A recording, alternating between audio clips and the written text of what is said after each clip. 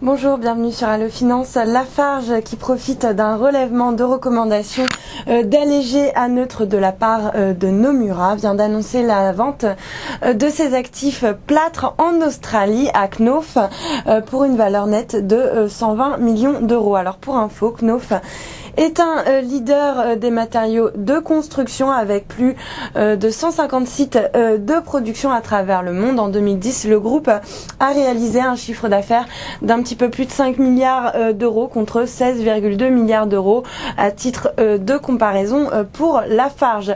Les activités plâtre de Lafarge en Australie sont composées notamment de 2 usines de plaques de plâtre ainsi que d'un réseau national de distribution et de vente. En 2010, ces ventes de plâtre en Australie ont généré environ 13 millions d'euros d'EBITDA pour une cession qui, je vous le rappelle, atteint 120 millions d'euros.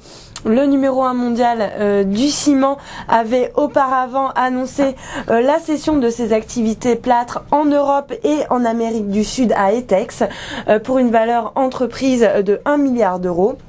Via cette cession d'actifs, la stratégie du groupe est de rationaliser son dispositif cimentier qui était devenu un petit peu surdimensionné, il faut bien le dire, en Europe de l'Ouest et aux États-Unis, alors que ces marchés matures peinent à retrouver leur dynamisme. En France, par exemple, sur le segment du ciment, après un recul de 3% de la consommation en volume l'année dernière, le syndicat français de l'industrie cimentière prévoit une reprise molle cette année qui ne devrait pas dépasser les 2%, alors que des zones de fragilité demeurent au sein de certains pays de la zone euro, comme en Espagne, en Irlande ou en Grèce, où la reprise économique est lente et la dette toujours élevée.